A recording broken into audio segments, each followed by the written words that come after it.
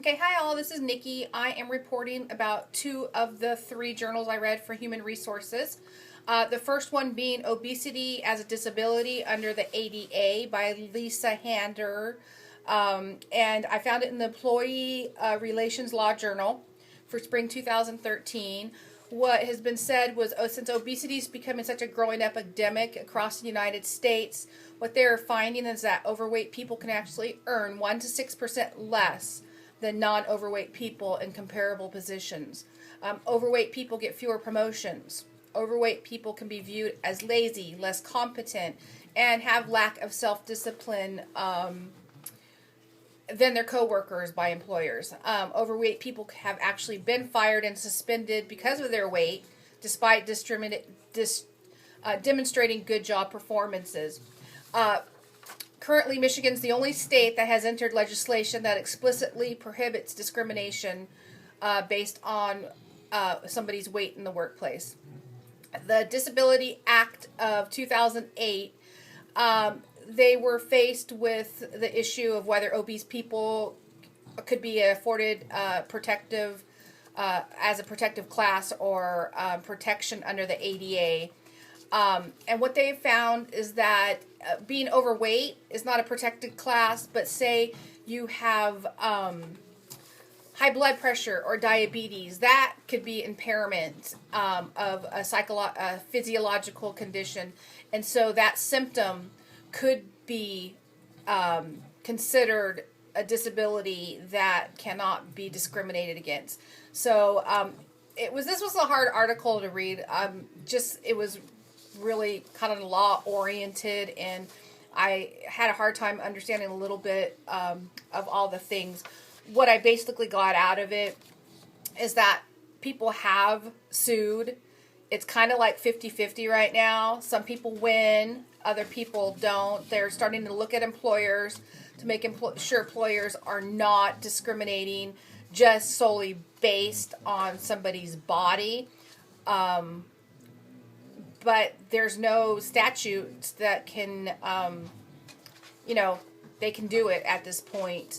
Now, if you have diabetes again or some sort of ailment that you cannot do some normal day activity and maybe some job activity, they do still are telling people and employers that you should try to give reasonable accommodation or you'll probably end up in court. And since, so it's just easier said than done at this point.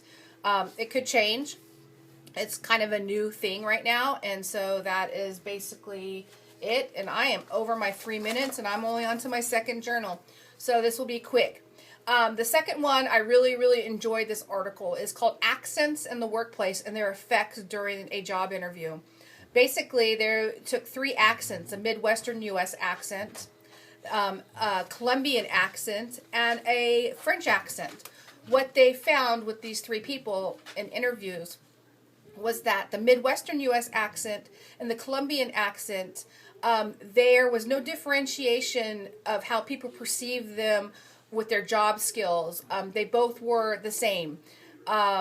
So there was no discrimination based on those two accents. However, the French accent got more negative effects from his accent.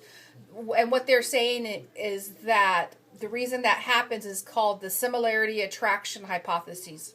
That we as people, we like to have similar things to each other.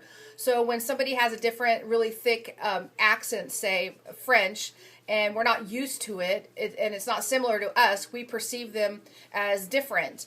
And what they found was the people who interviewed these three accents found that they felt the French person did not have as much to offer job skills wise and job wise than the Colombian and the Midwestern U.S. accent. So we have to be, as human resources employers, we need to be aware of that and make sure that we're not discriminating against someone's dialect. And what they're trying to figure out is discrimination of an accent the same as discrimination of race, gender, ethnicity. So really interesting article. And I, being in the job field, I could see where accent would be definitely different and could be discriminated against. So I found that really kind of a cool article. Anyways, that's it. Let's hope that these little chats get a little bit better. But there you go for the first one. Have a good one, and I'll catch you later.